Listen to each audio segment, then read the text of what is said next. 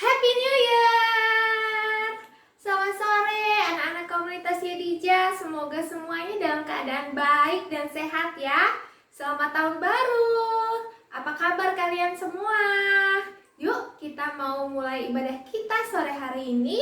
Sebelumnya kita mau lipat tangan kita mau berdoa dulu ya. Tuhan Yesus, terima kasih untuk sore hari ini kalau kami bisa kembali berkumpul walaupun secara online, tapi kami mau bersama-sama memuji Tuhan. Siapkan hati setiap kami ya Tuhan, untuk kami boleh sungguh-sungguh mengikuti ibadah ini dari awal, pertengahan hingga akhirnya. Pimpin ya Roh Kudus, di dalam nama Tuhan Yesus kami berdoa. Amin. Siapa yang hari ini bersuka cita? Boleh angkat tangannya? Wah, Mami yakin semua kalian di sini bersuka cita. Karena kebaikan Tuhan, karena kemurahan Tuhan, karena berkat Tuhan dalam kehidupan kita. 1 tahun yang begitu luar biasa ya. Tahun 2020 kemarin sudah kita lalui. Dan semua hanyalah karena berkat dan penyertaan Tuhan.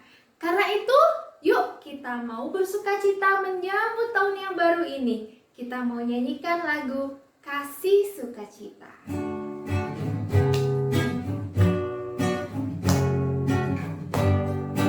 Tepuk tangan ya.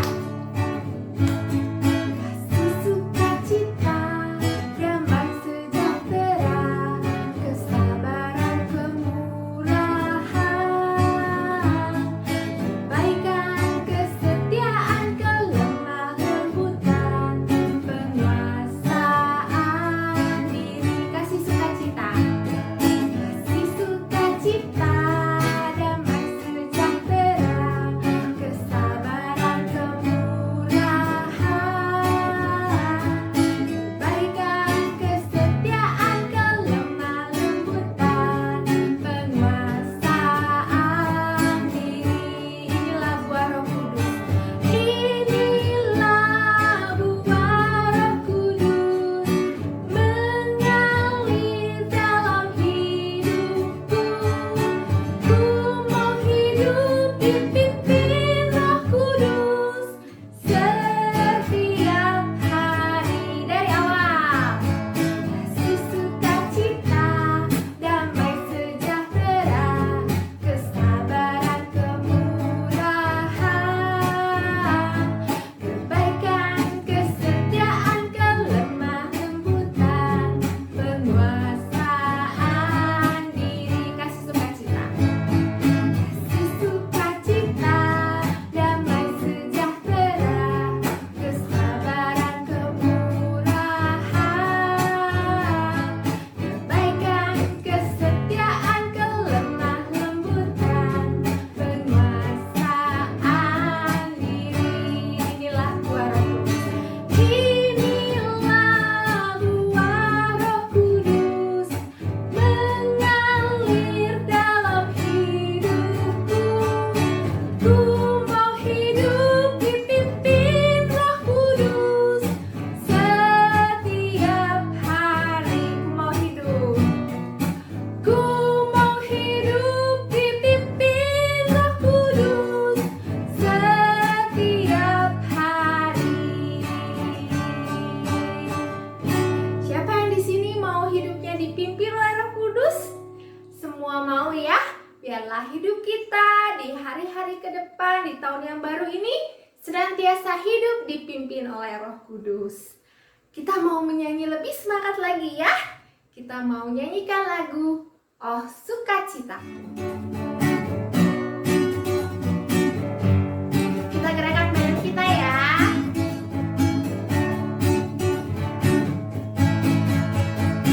Oh sukacitaku, pop sejak ku jumpa Yesusku. Oh sukacitaku, pop ku temukan juru selamat. Dia mengasihi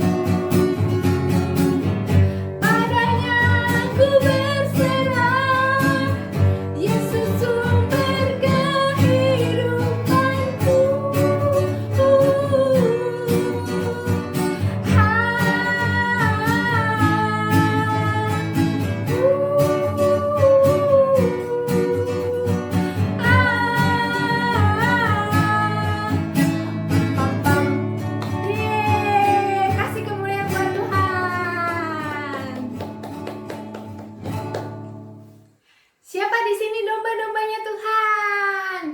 Kalian tahu bahwa kalian semua adalah domba-dombanya Tuhan dan Tuhan adalah gembala kita. Kita mau nyanyikan lagu ini ya. Yesus adalah gembalaku.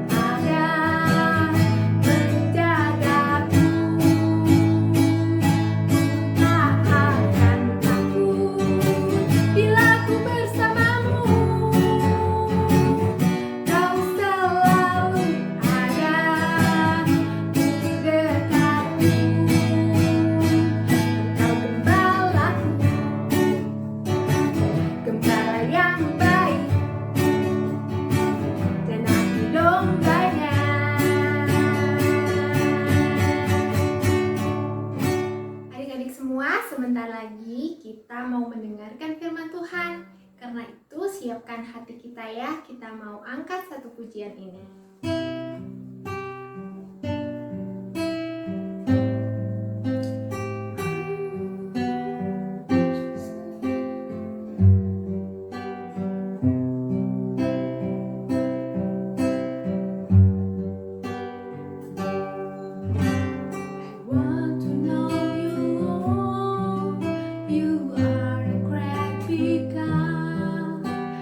Young and do not know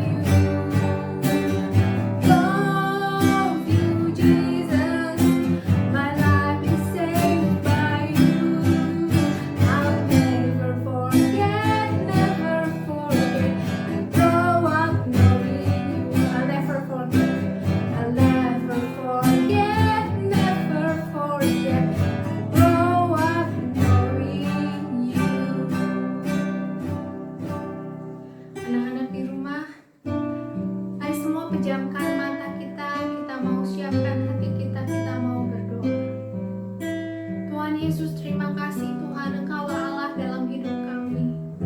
Kami mengasihi-Mu Tuhan.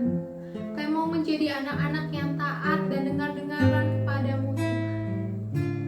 Kami mau sungguh-sungguh mengikuti Engkau di dalam hidup kami. Biarlah Engkau yang menilik setiap hati anak-anak-Mu ya Bapa. Engkau melihat setiap kerinduan hati mereka Tuhan, dan Engkau yang menjamah mereka saat ini, pribadi lepas pribadi. Siapkan setiap tanah hati menjadi tanah hati yang subur Tuhan, untuk siap ditaburi oleh firman Tuhan. Dan biarlah firman Tuhan yang dibagikan ini Tuhan boleh menjadi benih dan boleh menjadi tumbuh subur dalam setiap hati, tanah hati mereka Tuhan. Di dalam nama Tuhan Yesus kami berdoa dan mengucap syukur. Haleluya. Amin. Yuk anak-anak, duduk yang manis ya. Sebentar lagi kita akan mendengarkan firman Tuhan. Siapa yang pernah lihat domba? Seperti apa ya domba itu? Coba sebutkan ciri-cirinya. Ya, betul, kakinya ada 4. Apalagi? Bulunya tebal, betul. Warnanya apa? Putih, betul sekali. Nah, itu ciri-ciri fisik yang kita bisa lihat ya. Tapi kamu tahu nggak sifat-sifatnya domba? Mami kasih tahu nih. Yang pertama, ternyata domba adalah hewan yang rabun. Apa itu rabun? Penglihatannya nggak jelas. Harus pakai kacamata ya. Jadi, domba itu harus melihat benda dari jarak yang dekat. Kalau dari jarak yang jauh, nggak kelihatan jelas. Yang kedua, domba itu tidak pandai mencari makan. Dia harus dibantu. Yang ketiga, domba ternyata mudah tersesat. Dan yang keempat, apabila terluka, domba perlu dirawat. Karena kalau tidak, mereka bisa mati. Nah, setelah kita mengetahui hal ini, kita tahu ya, ternyata domba adalah hewan yang lemah dan tidak bisa hidup tanpa gembalanya. Yuk, sekarang kalian baca Alkitab ya. Buka di Mazmur 23. Mazmur 23 ayat 1 sampai ayat 4. Tuhan gembalaku yang baik. Mazmur Daud. Tuhan adalah gembalaku, takkan kekurangan aku. Ia membaringkan aku di padang yang berumput hijau. Ia membimbing aku ke air yang tenang. Ia menyegarkan jiwaku. Ia menuntun aku di jalan yang benar, oleh karena namanya. Sekalipun aku berjalan dalam lembah kekelaman, aku tidak takut bahaya, sebab Engkau besertaku.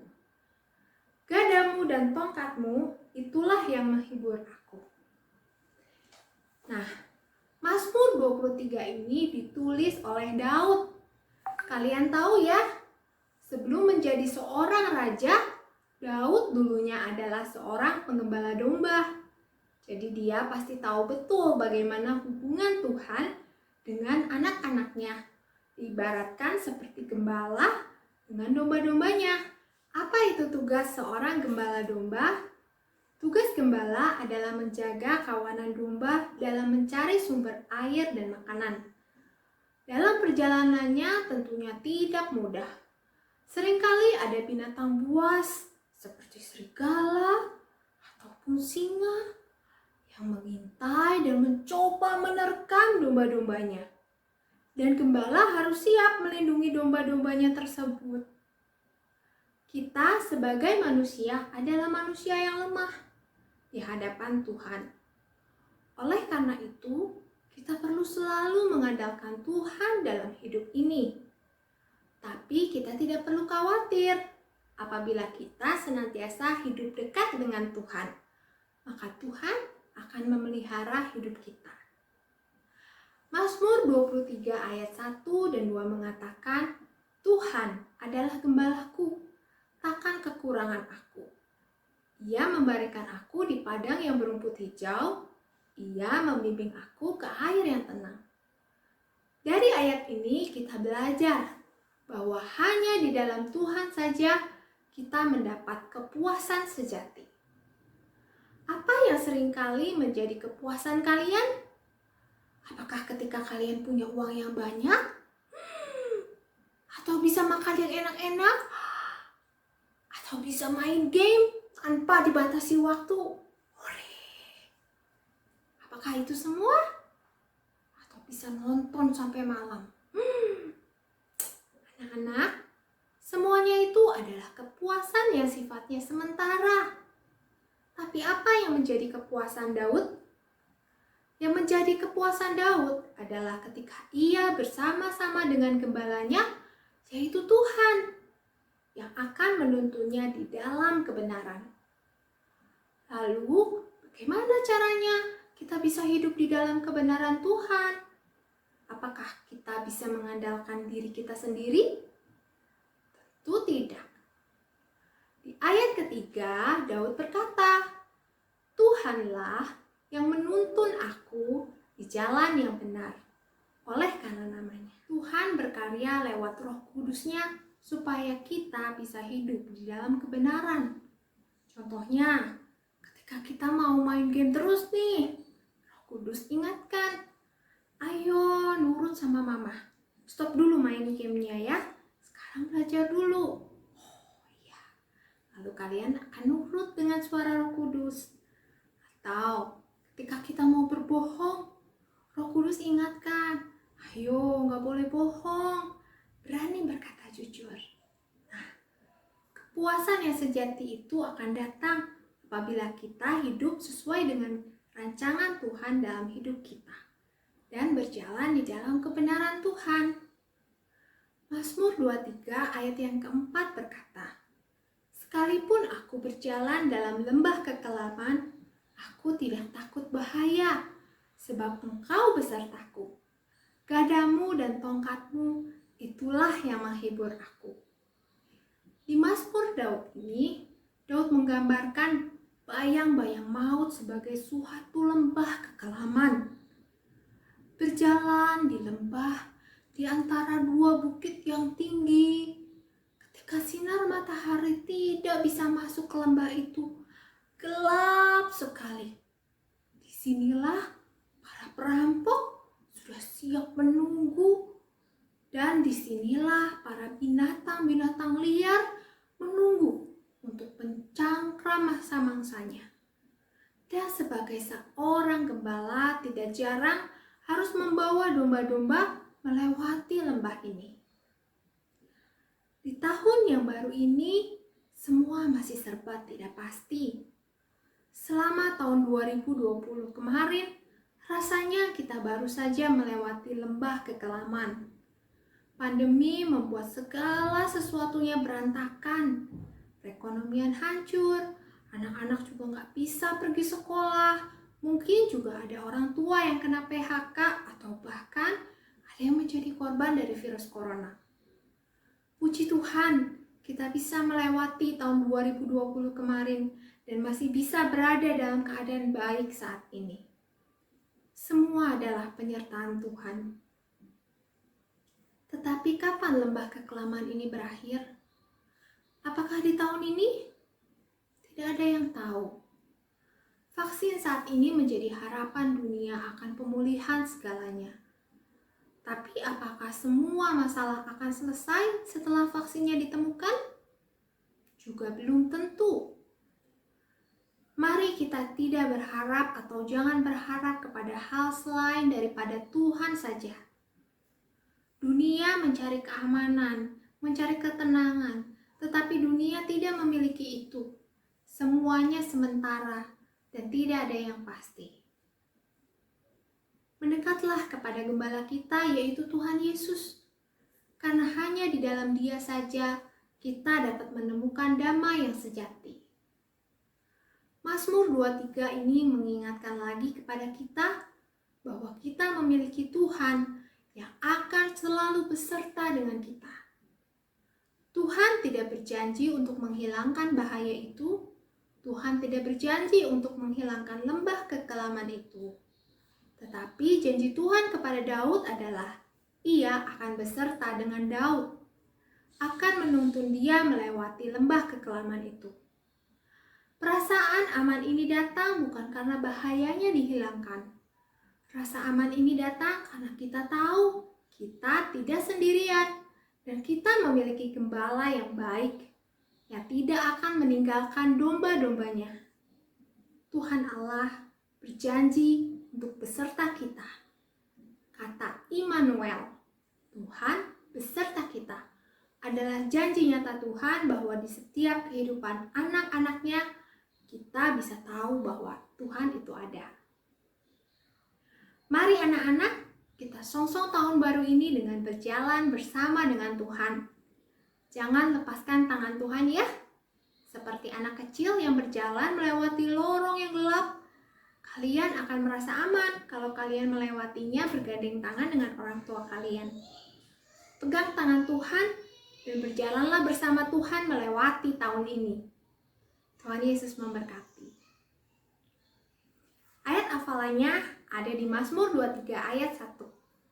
Tuhan adalah gembalaku, takkan kekurangan aku. Sebelum kita mengakhiri ibadah kita sore hari ini, kita akan nyanyikan satu buah lagu.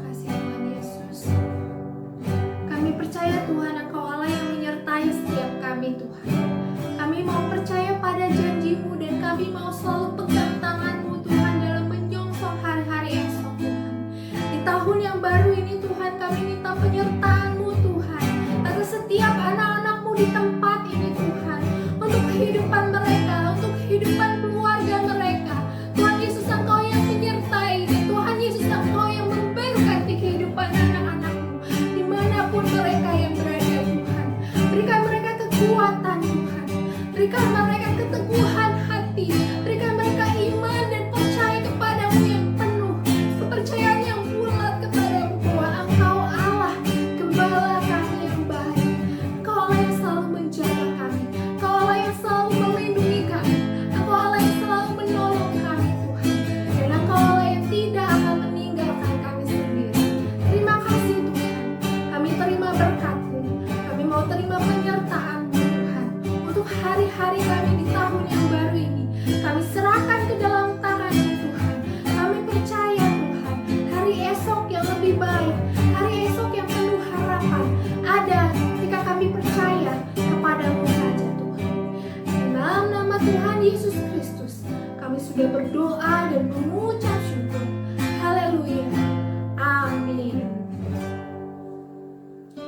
Puji Tuhan, ibadah kita selesai pada sore hari ini. Tetapi Mami berdoa kalian semua tetap jaga hubungan ya dengan Tuhan.